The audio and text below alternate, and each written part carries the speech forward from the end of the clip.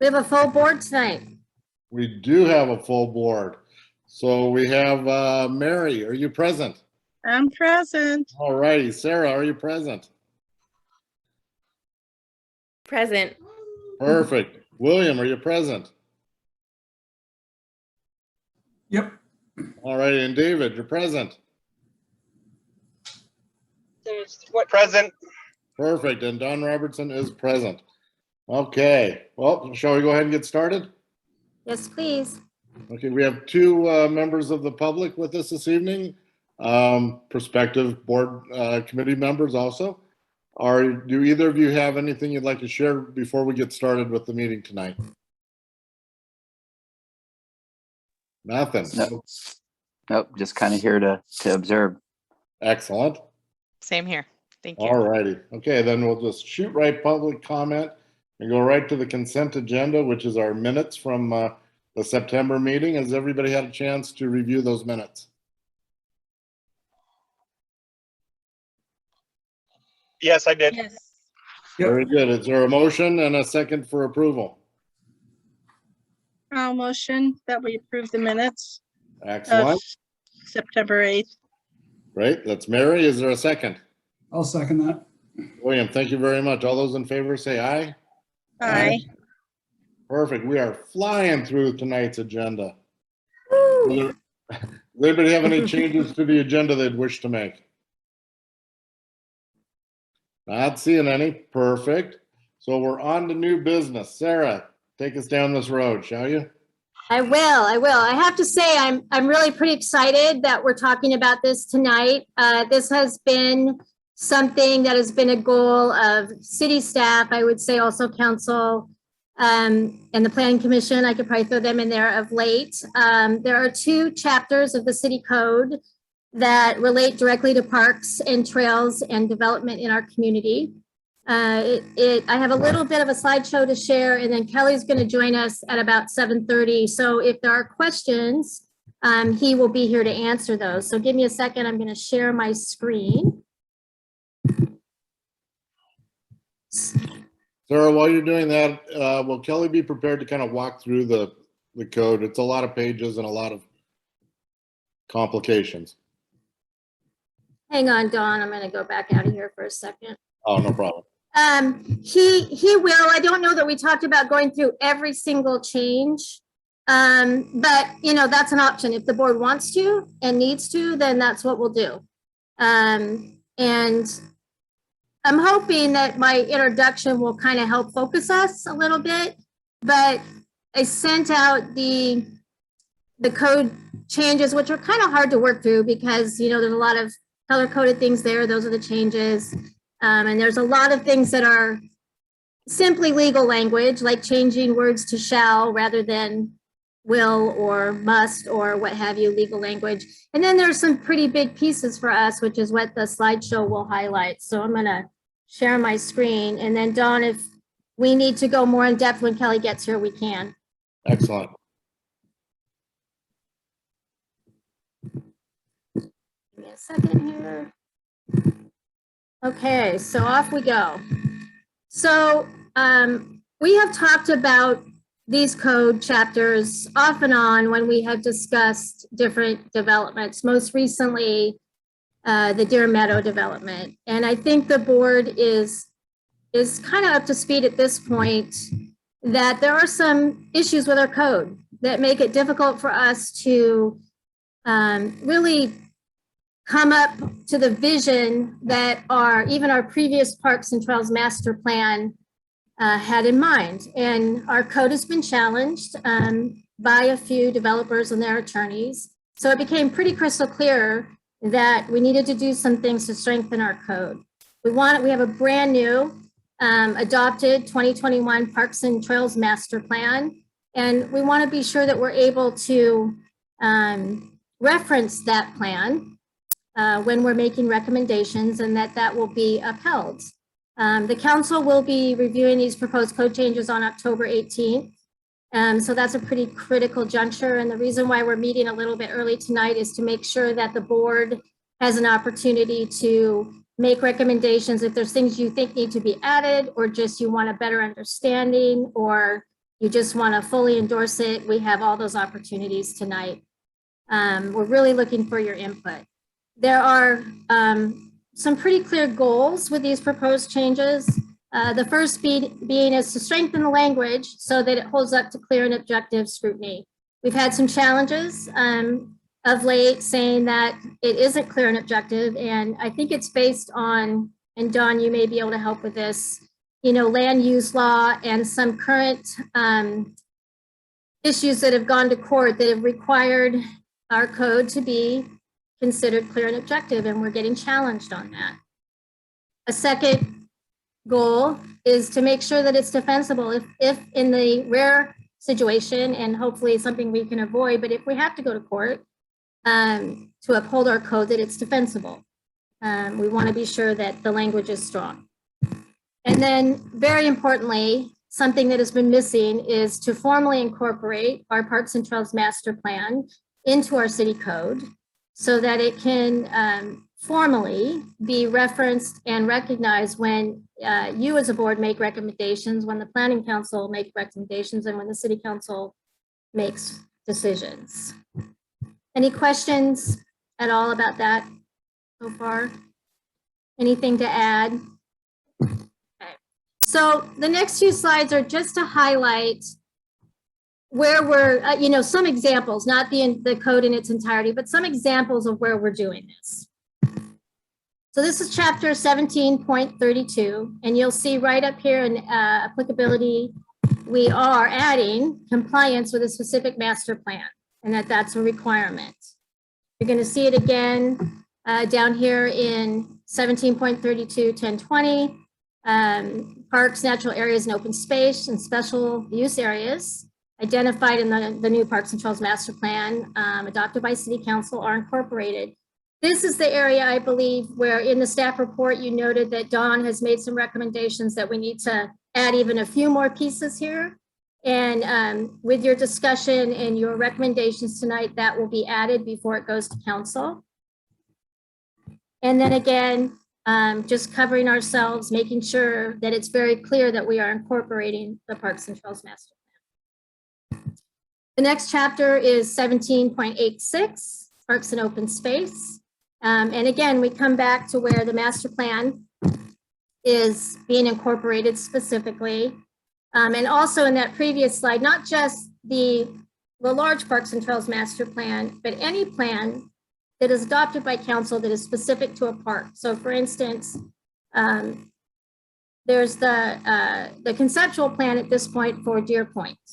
When that becomes an adopted plan, that will be recognized in our code and something that you as a board would be able to reference in making a recommendation.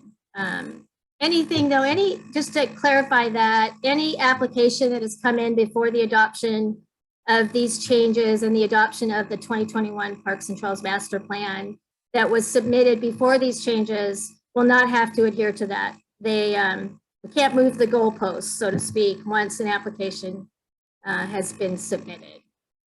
The next section here, more of incorporating the Parks and Trails Master Plan into the minimum Parkland dedication requirements.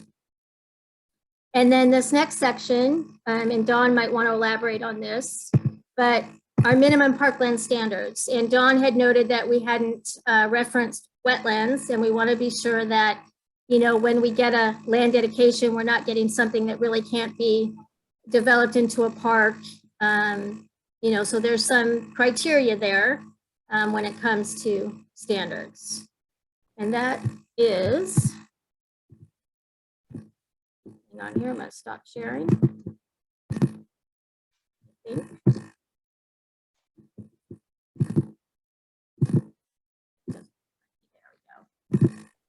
Okay.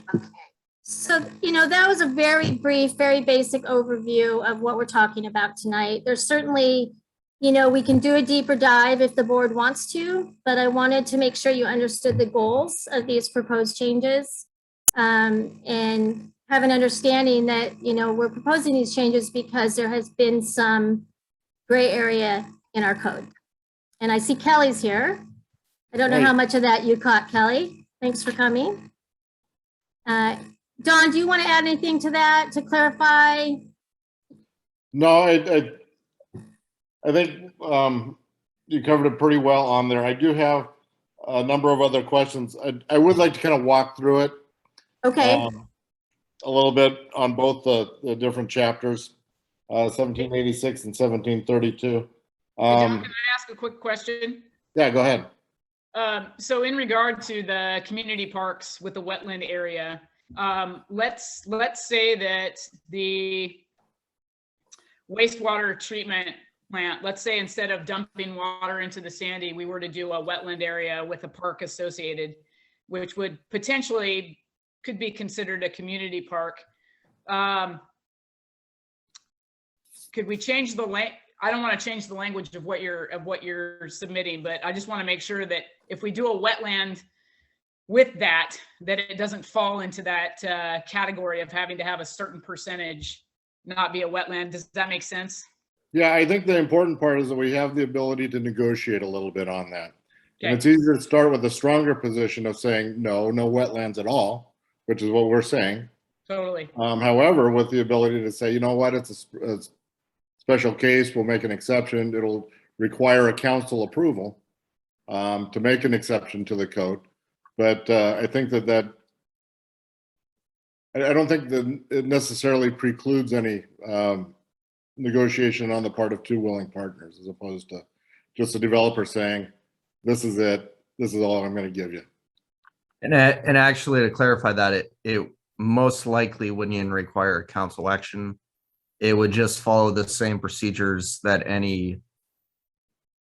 So anytime that you deviate from the code standards, there's procedures for that, such as adjustments and variances. So it most likely would just be a request to the planning commission as a variance. Okay. Very good. Thank you very much. And does that answer your question, Laurie?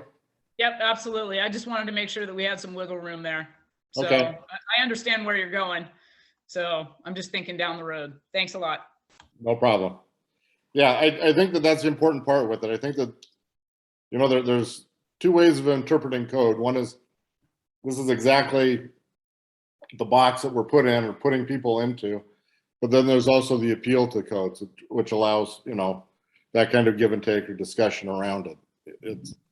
It's not quite as, it's not like a criminal law situation, you know, it's a little different animal than that. Allows for some give and take or some variance requests. Kelly, are you comfortable if we just kind of walk through both the chapters here? Yeah, go ahead. Did you want to do it, or did you want me to just kind of go through and pick and choose out of my notes? You can move right ahead. If you guys have, I'm just here to answer questions if you guys have questions. Okay. Board,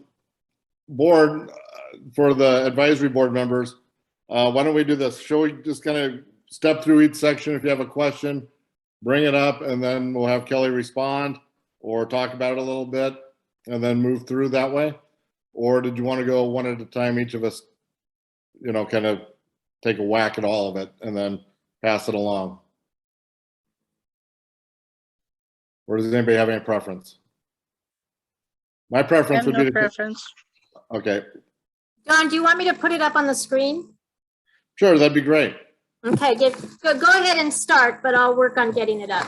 Okay, let's start with chapter 17.86, which is the longer of the two. It's like 8 pages or 200 pages, depending on how you look at it. Within that, 17.86.10, minimum parkland dedication. One of the things that's always confusing for people is the issue when it comes to apartment complexes or trailer parks, manufactured housing. And I'd just like to kind of clarify a little bit. They're required by state law, correct, Kelly, to provide recreational amenities to their children, playgrounds, things like that? I don't think that's a state law, but it's typical in most jurisdictions that they have those requirements. Okay. And do they have those in Sandy also? Correct. Yes, Okay. we do. Are those public facilities? Typically they're not. So they manufactured home parks and multifamily dwellings would have to accommodate their residents with on-site facilities for their residents and then also contribute to the park system. So Okay, it's kind of almost a double whammy a little bit, but that's just how it's set up. And that's how most communities do it as well. right. A lot of times people will take a look at that and think, oh, well, I can go play over there. You know, it's like a So homeowner. I got a question. Yes. So how does it contribute to the park system if it's not a public park? It doesn't. It's a privately owned piece of property. But So there's, then shouldn't it be separate? If we're going to allow them to develop, shouldn't it be separate than what our system is? It is. So they manufactured home parks and multifamily have to either dedicate land for parkland or they have to pay a fee in lieu. In addition to that, and that's for the public park side of it. In addition to that, they have to also provide additional amenities for their residents that are private. Okay.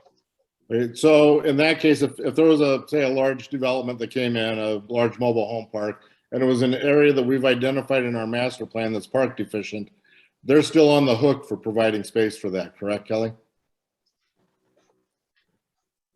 That is correct. Yes. Okay. Thank you. That was my first clarification there. Don, can you just note where you are so I can pull Oh, it up? yeah, I'm sorry. That was on section 17.86.10, minimum parkland dedication requirements.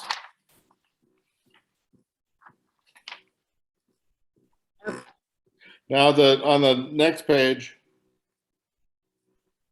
and it's item number 1. It's the little chart that talks about the type of unit and the total persons per unit and so on and so forth, right down there, right? So my question about this is, in the event that a developer were to come in and want to do a zone change, say move it from single family residence to multifamily, does this automatically, will this automatically be charged at the rate of the new zoning? Or will it be charged at the rate of the original zoning to the property? No, it's charged based on the proposal. So it's independent of the zoning. Okay. So if somebody wanted to come in and convert some, I don't know, commercial property and add apartments to it, they would still be on the hook for paying for those apartments, correct? Correct. Okay. And, one caveat I will throw in here is duplex dwelling unit. That was something that we've added for the time being, especially with consideration to HB 2001, which is a new House bill in the state of Oregon that allows duplexes in cities over 10,000 population, wherever there's a single family home. Right. So if there's an existing lot and there's a single family home being allowed on it, we also have to now allow a duplex. Right now, we are allowed to charge for each side of the dwelling unit for a duplex as if it was 2 single family homes. And that's how this code is written. But I've heard from my sources at the state that that is going to come to an end probably in the next year or two with future House bills or future Senate bills. So don't be surprised in a year or two now if I have to give you the unfortunate news that this is going to have to be modified to reflect that. Okay. Not a problem. And thank you for the clarification on that. Does anybody have any other clarifications or questions regarding this page? Not hearing anything. We'll move on to the next page.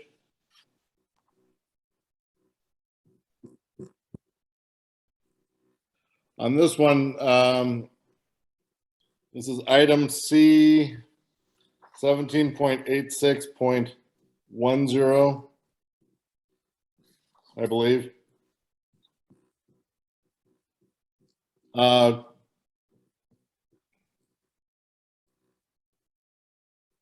the right, Yeah, I think you're in the right place there. No, sorry. No. You went just a little too far. Too Go back far. the other direction. I printed off my notes and so they didn't quite line up. Okay, that's good right there. okay. Actually, a little bit further back. It's a paragraph number C and D right above. Right there. Okay, that's good. So on this one, it says item C is an alternative to dedication under the section. An applicant may propose payment of a fee in lieu of dedication as provided in 17.86.40. They can propose it, but it's up to us to accept it. Correct, Kelly? That's correct. And both of these were added by our city attorney for legal reasons. Okay, but I just want to clarify that we still have the ability to say, thanks for the idea, but we prefer the land. Or Yeah, I think these were also added in the event that there's a legal challenge to this code section, that even if for some reason a higher court decides that we can't, in that particular case, demand land, right? that this would still back it up and say, okay, fine, then we still get the fee in lieu. Okay. It was a legal reason. I don't know the full understanding, but my understanding was basically it's to cover us on both sides. Okay. Well, that's where I was going to go with on letter D.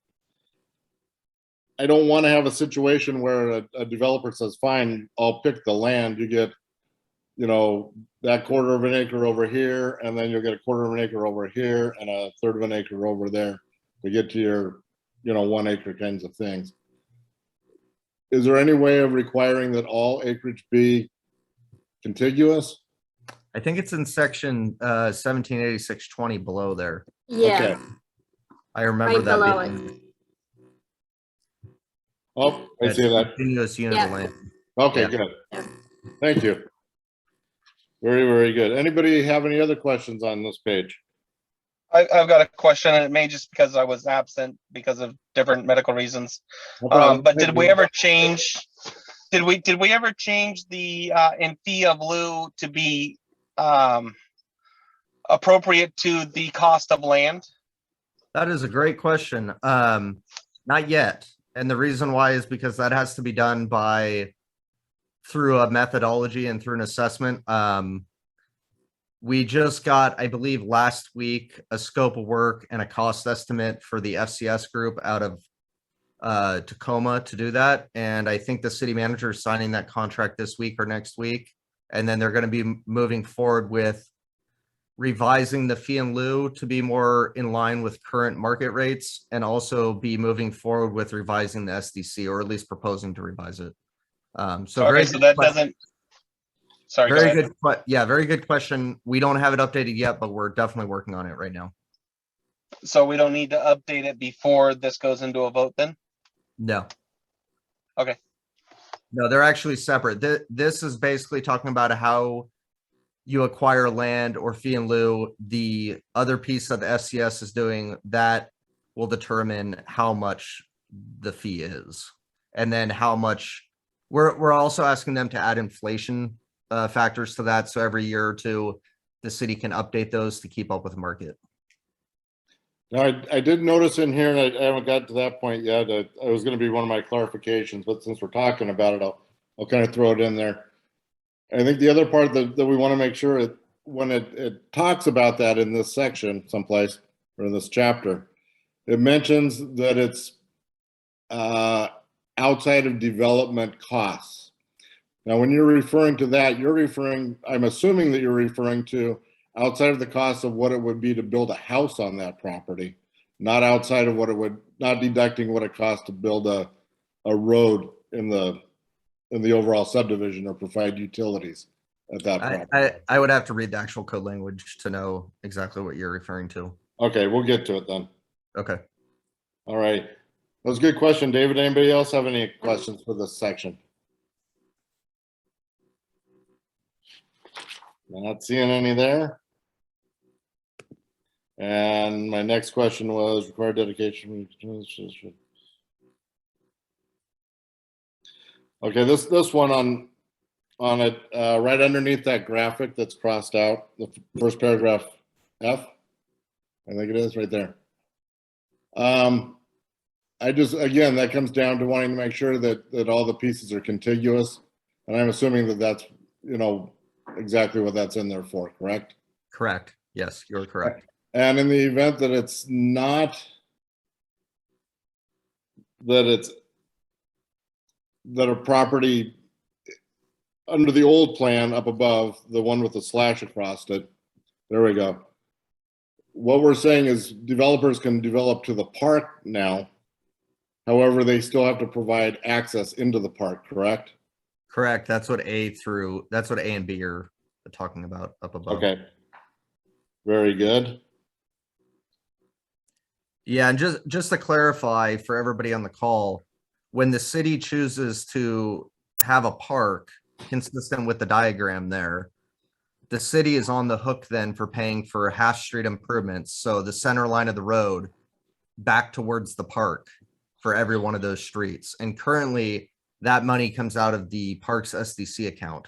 So it's in talking to the consultant that did the parks master plan, and talking to other professionals in this realm as well, it's not a very good use usually of parks SDCs to be paying for road improvements. So that's why there's a lot of modifications to this section that we're not going to require as much right of way or roads around each and every park. Right, but the city also collects SDCs for street improvements, and technically that could be utilized also. Potentially. Right. So if it's a collector or arterial street and it's in our capital improvement plan within our SDC account, then you would be correct. The problem is like Bornstead Park, for example, when that was designed, 3 of the parks around that park are local streets, and SDCs cannot be contributed to local streets. Right. So those 3 parks would have to be those 3 streets, the half street improvements would have to be entirely funded out of the parks SDC or some other funding mechanism besides transportation SDCs. Right, but village will be a collector, won't it? Correct. So that one could be SDC eligible. Okay. All righty. Yeah, and I just saw a comment from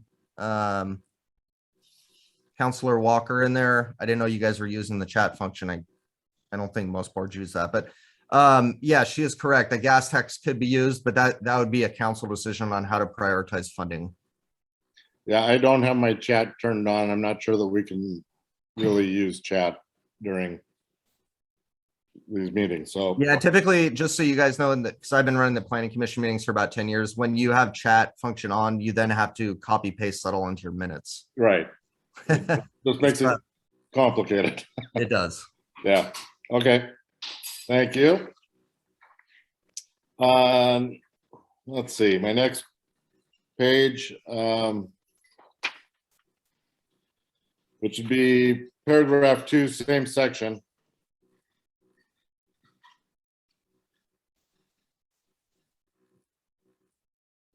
So the way I read this one, Sarah, can you scroll down a little bit? There we go. Common ownership by a homeowners association that assumes responsibility for maintenance and repair. I just want to clarify with that. When a homeowners association develops a property, they maintain the property and they do the maintenance on the property, that is private property, correct, Kelly? I would have to see what the beginning of this section says to know what this is referencing. I don't know the code. I don't remember this code that well. Can you scroll up just a little bit, Sarah? This way? No, the other way. I'm trying to determine what this is even referencing.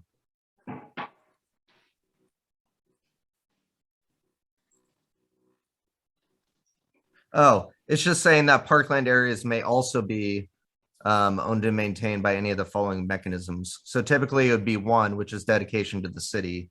Right. The common ownership by a homeowner association. I think we have to have that in the code. Again, this was added by the city attorney's office. Right. I just want to clarify that though, and make sure that people understand when a homeowners association owns it, they have the right to control who comes in and out and who can utilize those facilities. Unless it's dedicated to the public and then maintained by a homeowner association, but you rarely see that. You never see that. There was actually a case of it in Eugene where they had a few parks like that. Yeah, it was bizarre. Okay. All right. But yeah, I don't think it's common. No, and it's not common for homeowners association to actually kick people out, but I know of at least one instance where it does happen. Okay. Hey, Don, Yes, sir. could we go back up to H, please. We talked, Okay. we talked about it in Sarah's I guess it's G. We talked about it in Sarah's presentation, and I had a question on that. Where we at it or contain wetlands, is that really clear that that's also 15%? It wasn't clear to me when I read that was, I got the slope at 25% or 15%, and then kind of wetlands tagged on the end. It doesn't read real clear to me. Right, it doesn't. It looks like the wetlands can be included at 25%. And I think That was written by the attorney's office, so, and they said that passes the clear and objective muster, so Okay. I didn't write that. even though it's very specifically spells out in other places that the wetlands don't count. So I think when you contain the two, or look at it as a whole, maybe that's what they were saying. But it almost feels like there should be a comma in there. We did not allow wetlands in the past to be dedicated as parklands. It could be dedicated as open space, but not parklands. Right, so natural areas could be included as an open space. Is that correct, Kathleen? Yes. Okay, Kelly, I want to make sure that you might want to touch bases with the city attorney on that, just to make sure. I mean, my recommendation would be to include that in your comments that you send forward from tonight. Okay. And he can address that at the meeting on the 18th. He wrote it, so I don't know. Okay, I can certainly touch base with him also, but it would be really helpful to have that from the board as well. yeah, we'll document everything that we want to, make a point of tonight. Thank you. Anybody have any other questions on 17.86.30?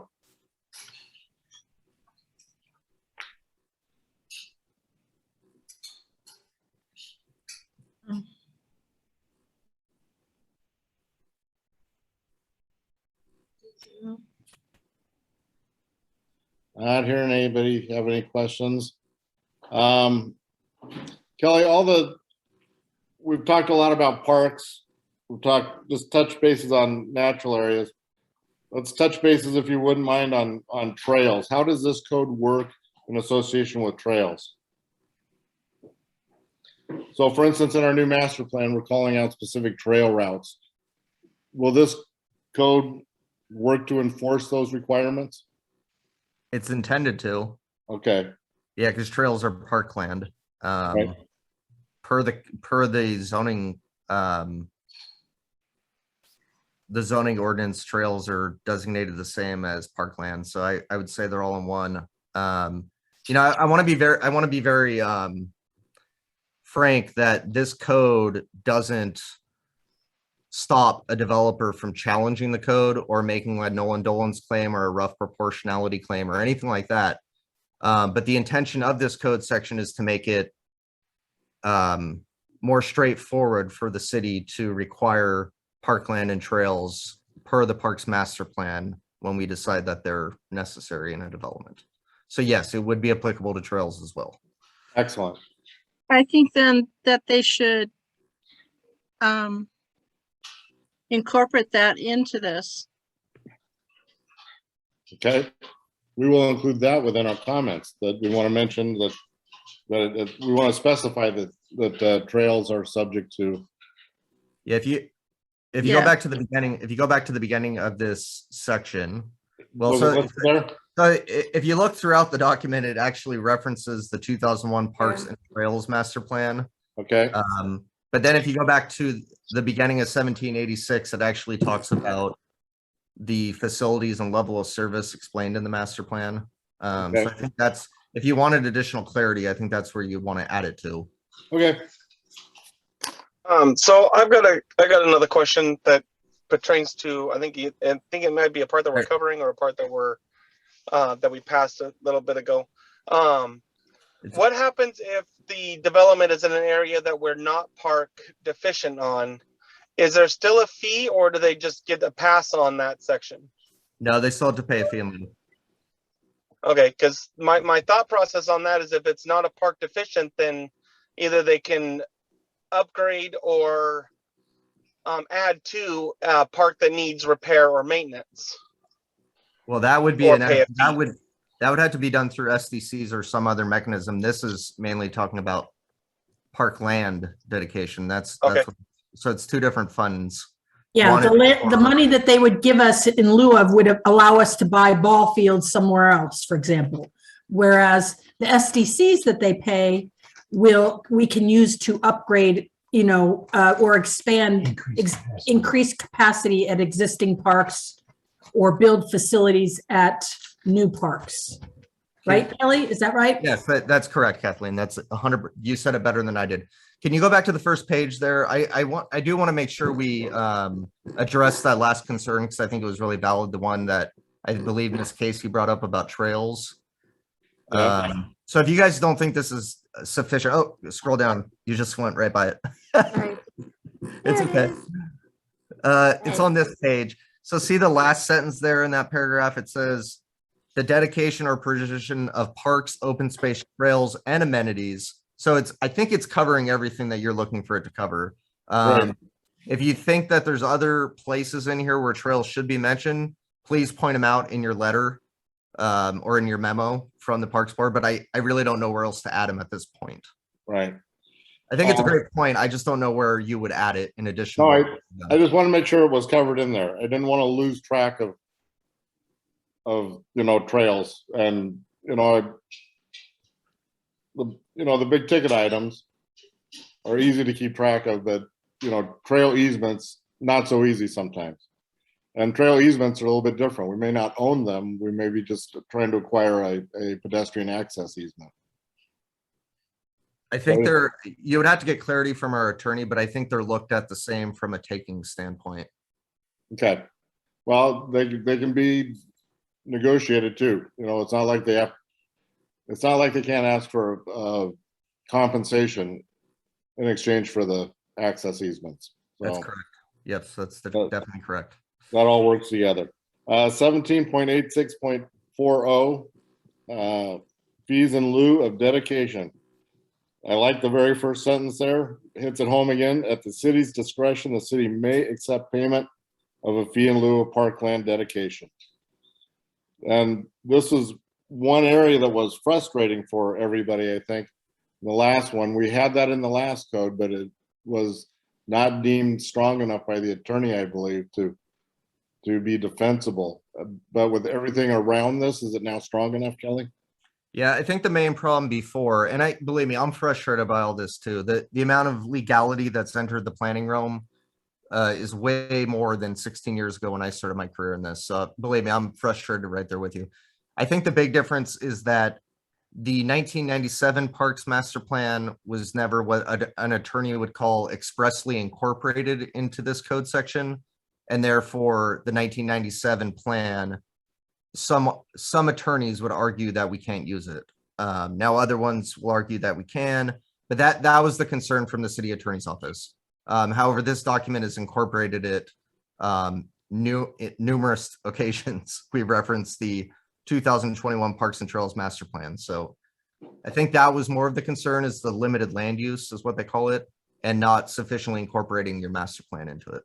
Very good.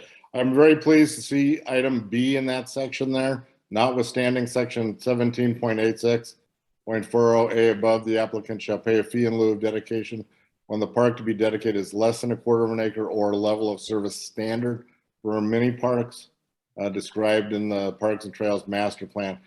That's the one area that we exceeded our requirements, was in mini parks. So I don't, the last thing we need is a bunch of little spots that cost more money to drive to than it does to maintain.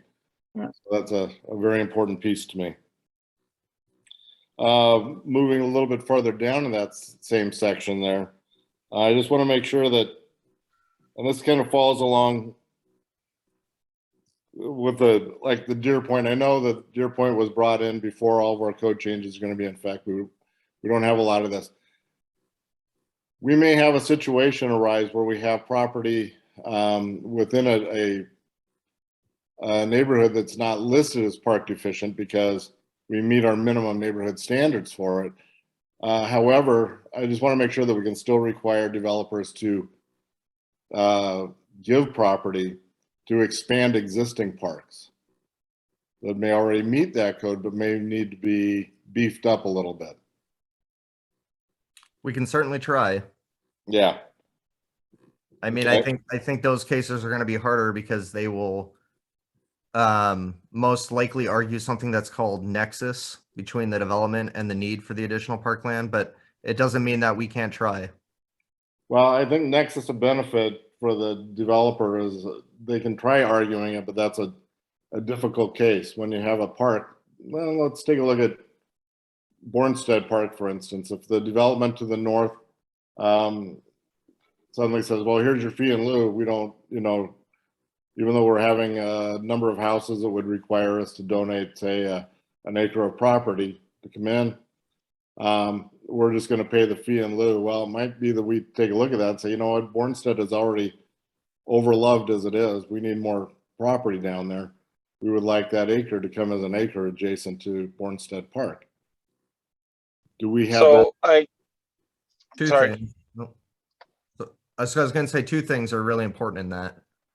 First of all, the point that was brought up earlier, if the park's fee in lieu is increased to match the market rate, then there's no real benefit of trying to keep all that land. Then they're going to be more willing to dedicate property. The second thing in that example is I think typically if you were to start feeling that way, I think that would be a good time, and you would ask ESA about this, but that'd be a good time to amend your parks master plan to change the desires as put forth in your level of service within the master plan. Right. Really the example I wanted to use, and I was just tired of picking at it, was Deerfield. Your point. Or Deer, it's called, the new development is Deer Meadow, isn't it? Yeah. Dear something. Deer whatever. We have 1.5 acres of property that we would like to enlarge out there. And I'm just going to ask this question because what happens over time is that usually a developer doesn't come in and develop a huge property. I mean, Bornstead, we purchased the Bornstead land up front. It wasn't developed the usual way.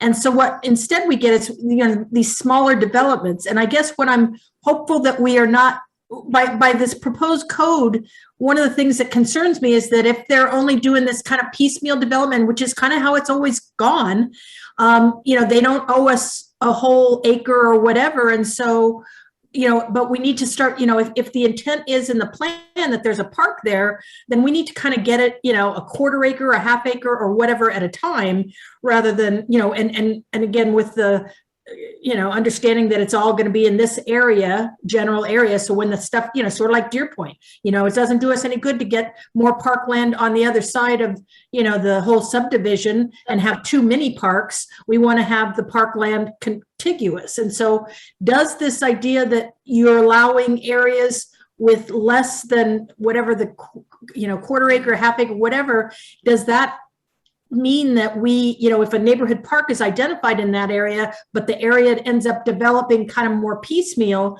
that we're going to lose the ability to have our neighborhood park land there? Does that question make sense? it does. Can I chime in here for a second? Yes. So what I'm hearing is it almost sounds like we need to look at the bigger picture of the development. So if they're coming in and building this little chunk right now, what is their 5-year plan down the road for that area? And then do we need to take the whole acre now for the big plan versus the little plan? My second question is can we put a population cap on said park? So Deer Point, Deer Meadows, whatever it is going to be, can we put a population point on it where this park is intended to, fit 3,000 residents? And then if they get to a percentage of that 3,000, then any new developments in the area has to apply to that park to make it so it can hold more residents. I don't know. I've never heard of something like that, so I don't. Yeah, it would be very hard to write a code to address that. That would be clear and objective. But I think that the one piece before that was the question about developing it in piecemeal and different sections of it. When they come in and get their plat approved, and Kelly, this is a question for you. When they go in and come in with a large parcel and they're going to develop it, and they want to develop it in phases, aren't they doing the full plat at once? Or are they just doing platting for the individual phases? Typically the individual phases. So if they have, say, 40 acres and they build it at 10 acres at a time at 40 units, each 10 acres, then typically that would be 4 different subdivision approvals with 4 different plats. What we've had in the past is we've gotten 30 houses here, 40 houses there. We don't usually get developments that have 100 houses planned. And that's why we ended up with these pocket parks, is because all they owed us was, a half an acre or something. And so that's what I was saying. So we need to see what the big plan is over the entire development, not look at the small plan. It might also not be one single developer. Like if you look at Bornstedt, Right. There's 2 or 3 different developers in that area, right, Don? Yeah, there's at least 3. At least 7 or 8 that I'm aware of. Then we need a section in the code that writes that if they're coming in to develop on top of another developer, then the donated land needs to be next to the pre-existing park. I agree with you on that. I'm not quite sure how you write that. The concern I would have if I was, say I was a property owner and had a large parcel, and you were a property owner with a large parcel. You sold your property. I didn't sell my property. The first property that was sold gets developed. A park is built in there. It would certainly put restrictions on how we could enforce being able to extend that. And the second developer might not even own any property adjacent, right, to the existing park. Right. They may have the next parcel over, so it makes it a little bit difficult. What I would recommend is having Dawn or somebody like that talk to the attorney's office and also to ESA, because my conversations with both of them is around kind of the same idea. And, ESA and our attorney's office and other people I've talked to as well, they say the best way to accomplish what you're asking for is for the city to do exactly what Kathleen described with Bornstedt Park. The city, a lot of bigger cities, I think Dawn has experience with this most likely, have land banks, and those land banks go out and buy chunks of property to then develop as park. And then you're taking the developer and the uncertainties around developers out of the equation. That's what I've been told by people that develop parkland. Yeah, I've never had that luxury. And then are you saying just take the fee in lieu then, instead of worrying about letting them dictate where? Well, you take the fee in lieu and combine it with others, and then you actually buy out the specific parcels that you want. Well, but you can't, you don't necessarily have any leverage, and you don't, where you can go buy parkland may not be where the park is planned for in the plan. So it doesn't do us good. It's like over at, Bailey Meadows, going to develop a park somewhere else wasn't going to meet the need for the Bailey Meadows folks. So it's just a matter of, I think it is okay to accept smaller parcels with the intent that you're going to conglomerate them or what's the word I want? A C word. Can't think of it. Combine, consolidate, over time. And if we do need to buy some of it, that may be in the cards too. But like they're saying, you get these 5 or 6 different developers and they all owe us a third of an acre. And under this proposed stuff, you would only end up with fee in lieu of and no parkland. So how the land bank was described to me by people that know what they're talking about, unlike me, is that the land bank, the people that you're buying the property from wouldn't even know who's looking to purchase it. They wouldn't even know that it's the city. That's why you do it through a land bank process. Right. You do it with a third party. You can do it with correct.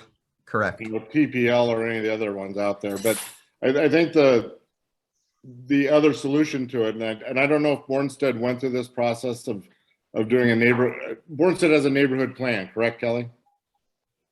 Right. So within that neighborhood plan, you didn't necessarily look at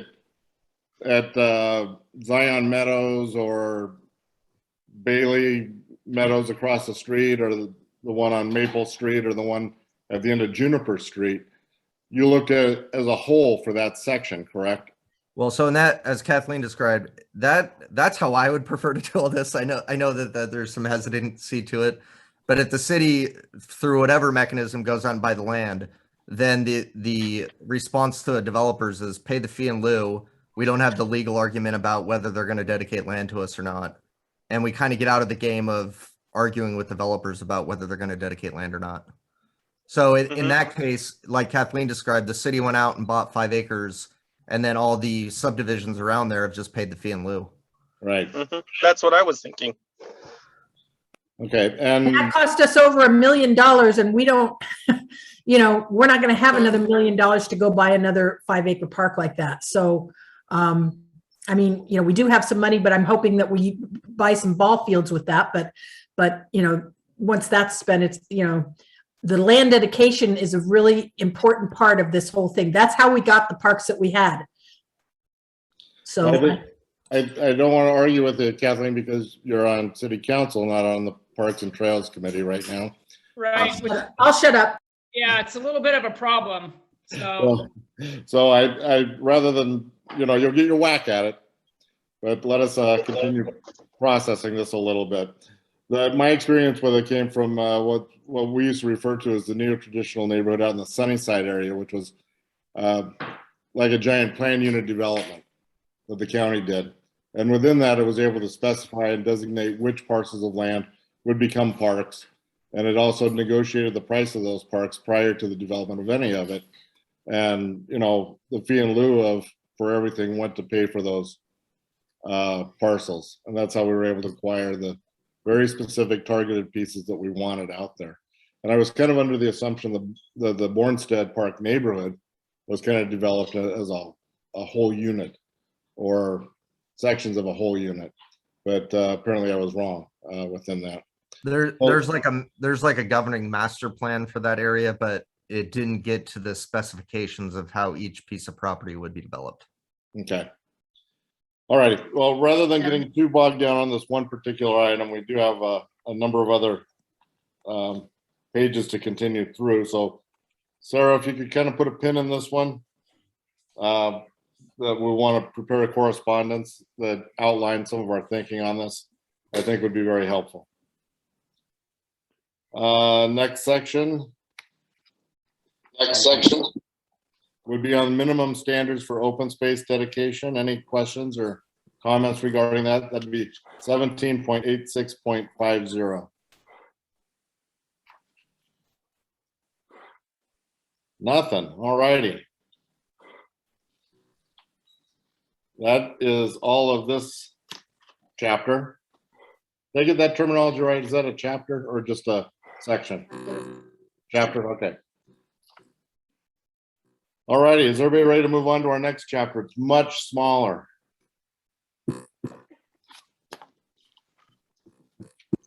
So can I ask a question while Sarah's scrolling up? Absolutely. So if you guys are going to have a number of edits, I don't know when you're going to submit the memo to me, but I was going to try to bring this before the city council on October 18th. But if there's going to be a number of edits, that might be a tough timeline to accomplish because I'll have to have all the edits reviewed by the city attorney's office as well. So I think I'm not sure that ours will come as a set of edits as much as a bunch of comments. There might be a few edits, but I think it's going to be more like, hey, what about this? Hey, what about this? It's all good and fine for us to edit, but we're not the experts. You and the attorneys are the experts. Our job is to provide you input to make those edits. Right. Okay. Kelly, I'll try to get this all on, in a memo to you by Friday afternoon. Still only gives you really about a week, right? If you get it to me on Friday, that gives me Monday and Tuesday to get it over to. No, that gives me time, I think. Okay, I'm gonna try to make that happen.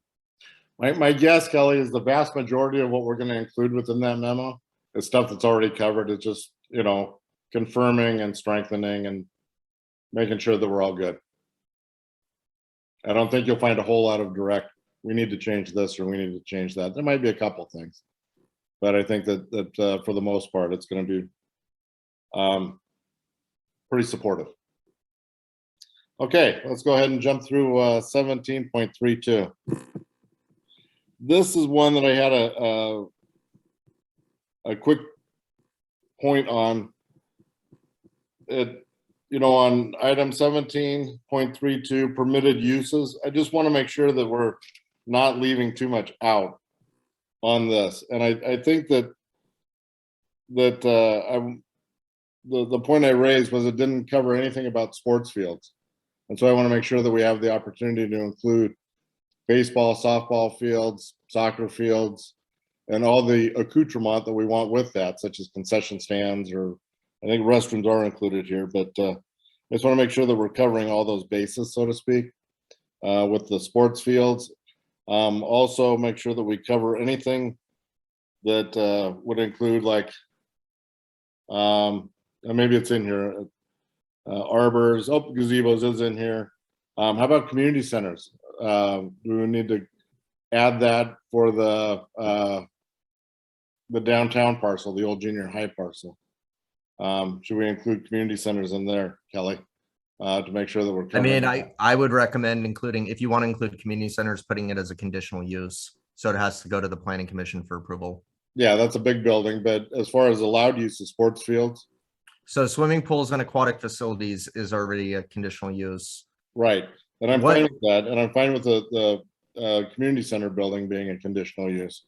But what So about, one thing to keep in mind is that where the pool currently is, that property, that's actually not zoned parks and open space. Not to say that it can't be in the future, but it's actually currently zoned. It has a residential designation, surprisingly. You're right, that is surprising to me. Okay. I'm not saying that's correct. I'm just saying that's what Right, no, that's okay. Just trying to clarify a little bit. How about on sports fields? Are those allowable uses? I mean, I would put them as an accessory use. Because if you look at the primary uses permitted outright, it says parks, natural areas, and open space, Right. and special use areas identified in the master plan. So I would probably put sports field as an accessory permit, an accessory use permitted outright if you want to add it. Okay. 'Cause correct me if I'm wrong, but typically if we had say a regional park or a huge community park, the sport field component would just be one of many components on the property, most likely. Yes. Yeah, so I think an accessory use would be a better designation for that then. Okay, how about parking lots? Is that not in there? Oh, it is in there, sorry. Okay. Stand corrected. Okay. So Don, I was going to touch on that too, but I mean, I personally really like to see, you know, especially baseball, football, sports field be used as a primary source, because I mean, there's lots of land that we can get donated that would be able to be just a sports complex. Kelly, you want to respond? You can certainly put it as both. It'd be kind of odd, but you definitely could do something like that. You'd want to flesh it out a little bit and describe the primary use that you're alluding to, and then also have it as a potential accessory use for other parks, I guess. Yeah, if we wanted to build a dedicated sports park, that would be the primary use. Correct. If we wanted to build a baseball field up in Bornstead Park or one of the neighborhoods, that would be an accessory, correct? I mean, I think if you wanted to address that, I think number one, there could be an additional thing added to be, you know, after the open space comma, which would be sports facilities or sports fields.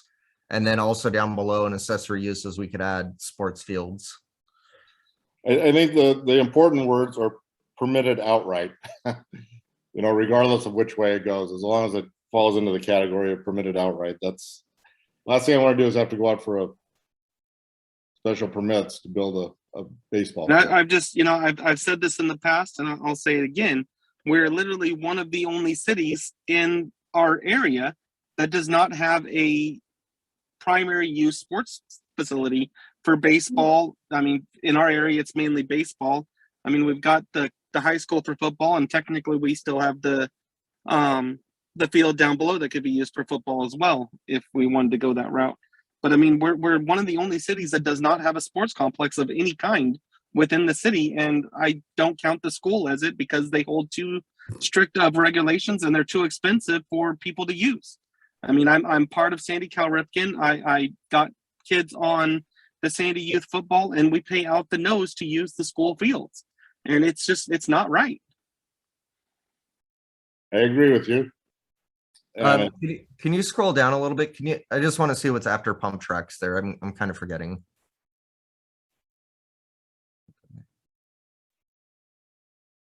Yeah, I mean, I would just add it to your recommendations to add sports fields or sports facilities to both accessory and the primary. And I can Yeah, 'cause, squeeze them. I think David's like, when you look at like the Hoodview complex, it is primarily sports fields. Yeah. So, okay, got it. I mean, I think at its essence, it's still a park, but yeah, I agree. I see what you mean. We can add that easily enough. Okay. And then down in the little box 173250. What does 17.98 refer to, Kelly, under off-street parking? 1798 is the parking chapter of the development code. Does that give us a standard for how much off-street parking is required for, say, sports fields? I'll have to look. Okay. That always becomes a big question.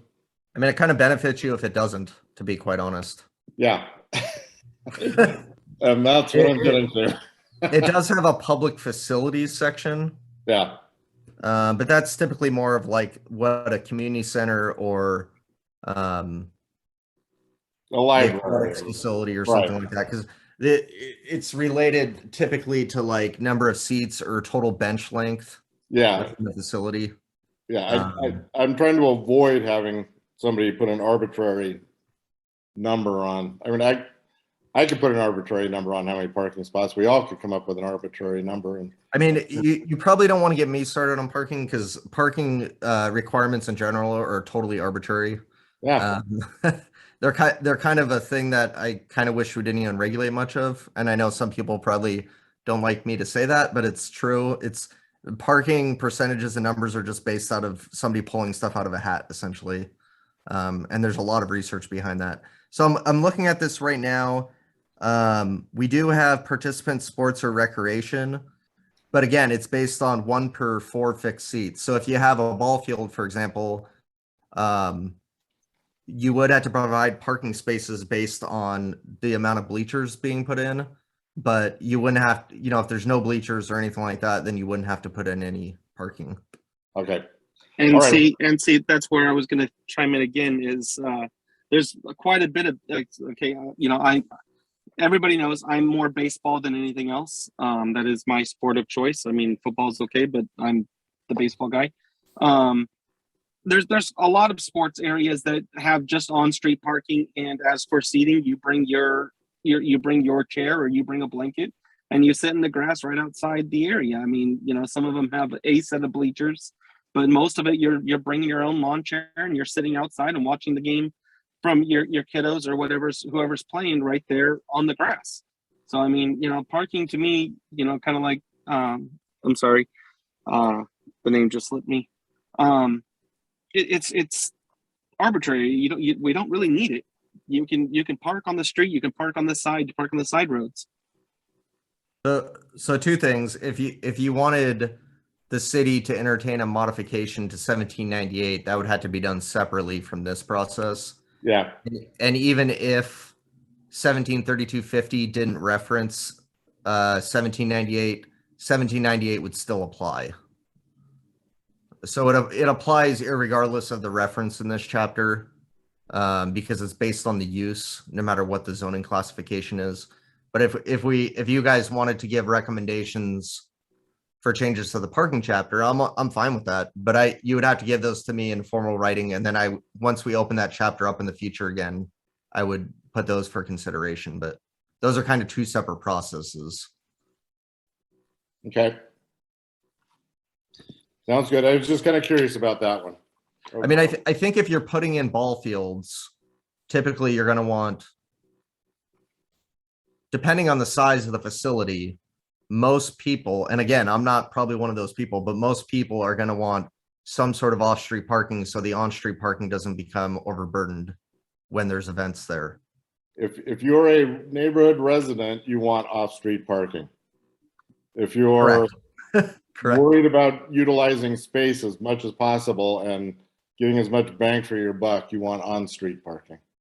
Correct. And I think that the trick to having a successful sports facility out there is trying to find that balance between not overly pissing off your neighbors and still allowing good utilization of the amount of space that you have out there.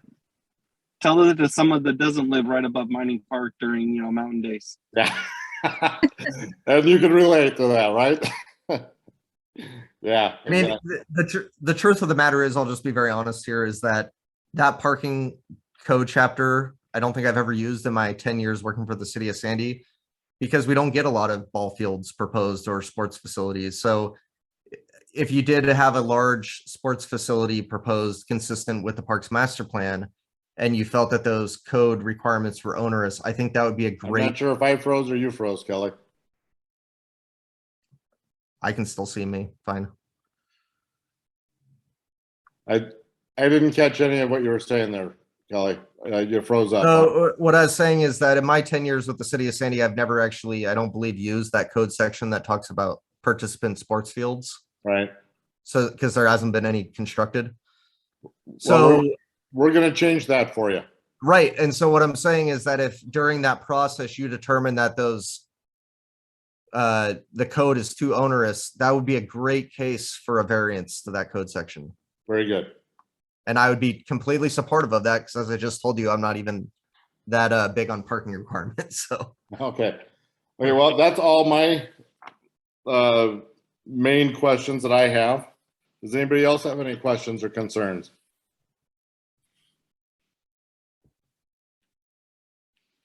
So we know what the timeline is now, which is the 18th, correct, Kelly? You wanted to take it to council? I mean, that's the plan. If I'm assuming that when it gets before council, most likely there'll be a few small tweaks anyways. So my assumption is that it probably wouldn't be adopted tonight. So I could be wrong. I could be pleasantly surprised on that, but my assumption is there'll be some small tweaks, which means I'll have to come back at probably a meeting in November anyways. So if Sarah can get me the memo from the board on Friday, I can get that uploaded into the system along with the existing edits that you're seeing tonight. And at the very least, the city council can then talk about those on the 18th. Okay. And give me any other suggested edits that they might have. The problem that I have is I want to work with Sarah to put together the memo, but I want that to be recirculated back to the committee to make sure that we have buy-off and acceptance from everybody on that. So I think that what Sarah, what you and I need to do is work on that tomorrow. And then if we can circulate that out to the committee for their reviews. We can't have an open discussion without violating the law. However, if committee members could take a look at that and then respond directly back to Sarah and not to everybody, then we can see how close we are to having an acceptable memo. Yeah, and just to let you know, my goal with this is not to push anything through that people think the code has issues. My goal, though, is to get something adopted relatively quickly, because the longer we wait, the more potential we have for more developments to be proposed that don't have the code in place. It's all about exposure. Has this gone to the planning commission yet? It has. So what you see tonight was their recommended code. Okay. Sarah, you had your hand up? Yeah, I just note about us tomorrow, Don. It would have to be tomorrow afternoon, fairly late in the afternoon. And then sort of the same with Friday. Okay, well, maybe you and I can talk tomorrow and we can figure out a Okay. time to start knocking some of this out. I don't think it doesn't have to be long or onerous or anything. I just want to make sure that we're capturing all of our thoughts that we expressed tonight. I'll touch base with you before I have a meeting in the morning, but I'll try to touch base with you before I leave the office for that. Okay. Well, I guess what I'm trying to do is think of whether or not we need a motion. I don't know that we do until we have something that captures everybody's satisfaction. You know, and I even hate to propose this, but maybe our best bet would be once we get a memo put together, if we could do like a little 5-minute meeting, notice it, do a quick 5-minute meeting, get everybody's buy off on it and do a motion to support that memo. I think would probably be the cleanest, best, and most efficient way of doing it. I don't think you need a motion tonight, Don. You're not making any decisions at all, so. No, but I want to make sure that we're coming up with our recommendations. And I want to make sure that everybody's on board with that. That's what the motion would be about. And I don't think we have it. I think we need to get it solid before we do that. Just to let you know, if you don't get the memo to me until sometime next week, that's fine. I'll just let Jordan and Jeff know when they're putting to the agenda together that there's still a memo coming in.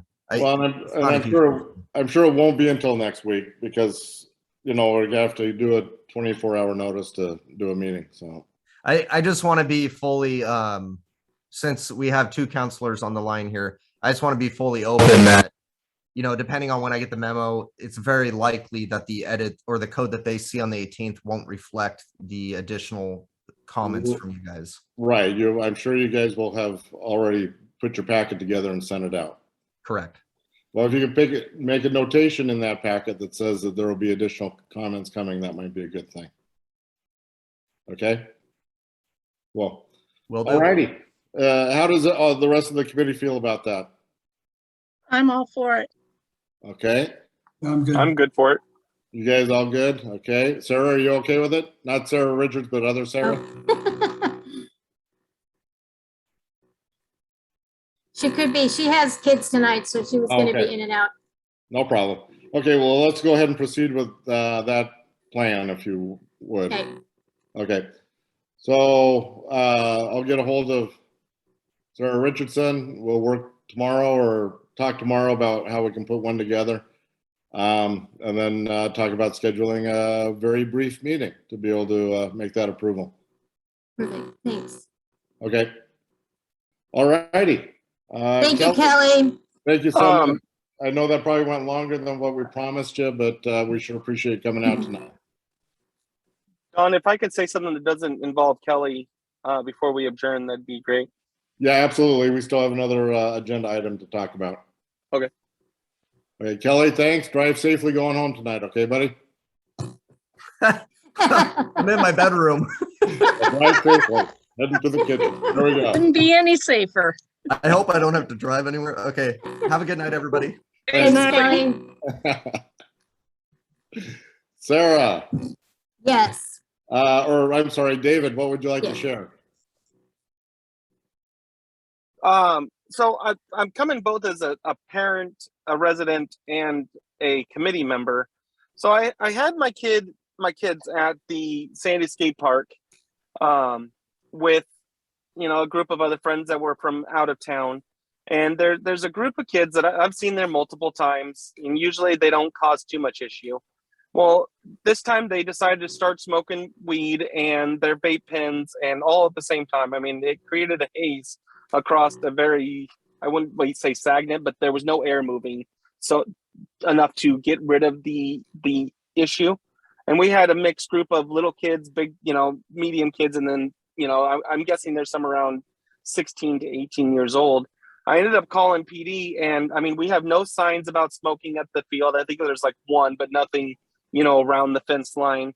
And there was, I mean, obviously PD is very shorthanded, and that's why I said I'm calling as a resident too, because I mean, we're paying that extra public servant fee on our water bill every month, but I didn't get a call back from a Sandy PD until almost an hour after we had left the skate park. You know, and I know that they're extremely busy. I get that, I really do. But I mean, we can't have that at city parks and make them inviting too. Right. You know, especially with the law changing to make it so they have to be 21 years old to be doing vape pen cigarettes, and they're supposed to be in their house if they're going to be doing marijuana of any sort. Yeah, you and know, there is a it just- no smoking, no vaping or anything in city parks too, so. I know, yeah, I know there is, Yeah. and that's why I said we need the signs up with the ORSs and possibly the punishment if they get caught. You know, obviously signs don't always work, and they get spray painted a lot, unfortunately. But I mean, you know, I flat told them that this is punishable by an offense, and they just kind of laughed me off and told me that I was basically full of it. And that's what kind of aggravated me enough to call the cops, is they just kind of laughed at us and said, we're going to do what we want. This is our territory. Right. And we can't have that if we're going to have our parks inviting to family members and people living in the neighborhood. They're not going to want to come to the parks if we have riffraff like that hanging out at the park. I grew up in Sandy, and I remember the days that I was getting in trouble by the police because they were literally walking the park and catching me doing kid stuff that I, like damming up mining park. That used to be my favorite pastime. And, I'd get in trouble all the time because they knew exactly who did it when it came to it. They would come to my house and tell me I had to go fix it, Right. But, I get we had a stronger force back then, but I mean, we've got to do something to make these parks inviting, or we're not going to get the people. We can build them, but no one's going to come. Right. David, if I can speak to that just really briefly, regarding your comment to your utility fee, which I totally understand, but just to give you a little bit of background about what's been happening with the police department. Every time they hire someone resigns.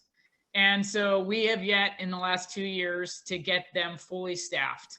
Right now they've had two individuals resign. One is leaving law enforcement altogether. And, I mean, I'm sure you can imagine the climate in this state right now is not making a lot of people want to be police officers. So we've had a problem as a city, and I'm not making excuses, but one, getting people to apply, two, getting people through their backgrounds. And then once we do get those positions staffed, we've had people resign. So, and I totally hear your comment. I was going to suggest maybe we should post, no tobacco, no vaping, no marijuana use. Maybe it actually needs to be posted, and I'll leave it at that. I'll follow up on that. I think park specific signs too are it kind of goes with that skate park mentality territory that, maybe we don't have to have them everywhere, but in some parks we do have to have those signs. And so that might be one that we do need to get a sign down there that specifies it. That, yeah, David's telling the truth. You are subject to legal action if you do these things. And then the next chore is getting the police to do some drive-bys for us, which, I understand. I'm not even really saying drive-bys because I get it. It's, technically it's in a fairly peaceful area. So, I mean, they're not seeing a high importance, but if someone calls and says, hey, this is going on right now, Right. then, then we need some kind of importance to get down in that area. Right. Because, I mean, that's the only way to make these kids stop doing what they're not supposed to be doing in the first place. Right. Is to show them that, hey, this is what's going to happen if you keep this up. Right. A response. We need to get assurances that we'll get responses. Okay, so Sarah, you're going to check into that? Yeah, I'll check into that. I can get a sign up there. And, I just encourage anybody who's out in the parks, sees something like this, to also fire off an email to me, just so we kind of have more than one finger on it, one hand on it, because I can do some things to help, and at least being aware of it, make sure it stays sort of at the forefront of conversation.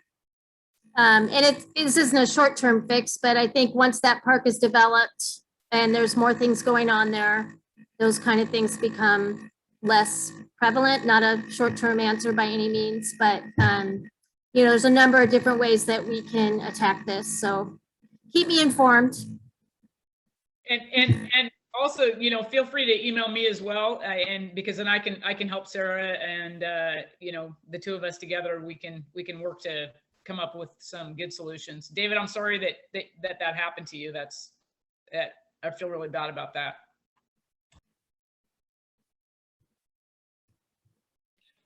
Thank you. Any other comments or questions from the committee?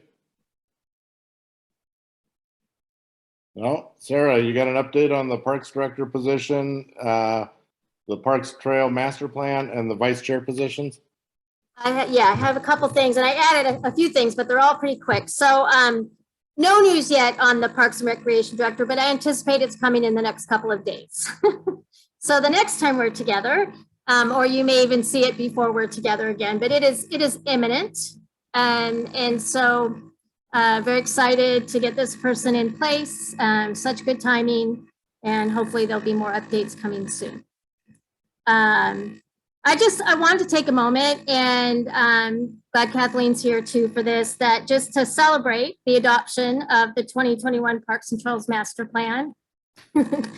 Long process, but so worth it, very exciting. And, you know, a lot of people put a lot of time and effort into it. So I just wanted to take that moment and do that very thing, just celebrate it. We have a vice chair position for the board that is still open. And I just wanted to reassure anybody that might be considering it, we're having trouble filling this, that it doesn't entail a lot. I think, you know, Makoto was vice chair for a couple of years and never even chaired a meeting. But on occasion, you know, Don might want to go out of town and not have to log in for a meeting. He is retired, and and it, you know, I don't anticipate it happen very often, but, you know, generally speaking, in that case, you know, the agenda will have, you know, for the most part been determined, and I can certainly help facilitate the meeting. So it's not going to be a huge, you know, a huge need as far as time.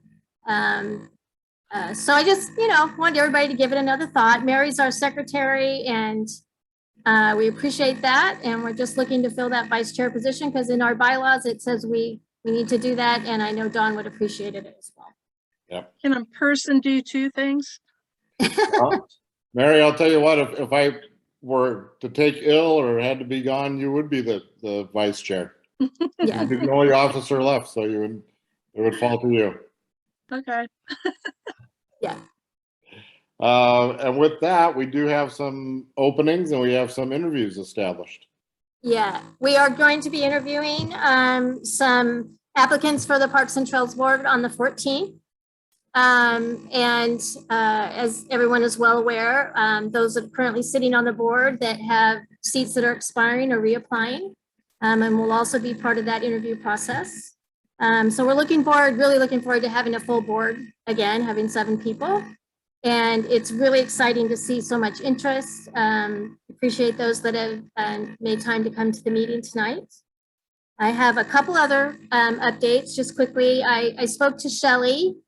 And if you remember, she came and talked to us about the new platform, the public engagement platform that's going to be called Sandy Speaks. They had hoped to launch it early in October. They're a little ways away, but she thought in a couple of weeks she would have an update for us. And I just thought, since, you know, it came up in our minutes, I wanted to be sure that you knew that it was still in the works, still coming, and we'll get an update on that soon. Tomorrow at Bluff Park, the Recreation Department and the library are collaborating on a story trail, which is happening at Bluff Park. And it's kind of a neat thing. It combines literacy with encouraging people to get out and explore their parks. And so there'll be a story time. And then there is a trail that we will be putting up where the kids and whoever they're with can walk through, read another book as they walk around the park. And then there are different activities that are related to the story, mostly related to the story, to do while they're between the different pages of the book. So trying to be creative, get everybody outside, do what we can right now. And so kind of a neat collaboration. I just wanted you all to know about it. What time is that, Sarah? Oh, the Miss Monica from the library will be reading a story at 10 a.m. And then after that, everybody can go at their own pace through the story trail. And the story trail will be up actually through Friday afternoon. So if somebody doesn't make it tomorrow, it actually will be there and you can do it self-paced. And then the rain's coming back, so I'm going to pull it probably Friday afternoon. Yeah. Well, I'll tell you Trying what, something new. we babysit our 3-year-old grandson on Wednesdays, and we take him to Minot Park, and he loves it. Yeah, And that's there's great. a library story time there and some activities that go with it, and it's been a good thing for him. Yeah, great. So What fun. else we got for us tonight? That is the end of my updates for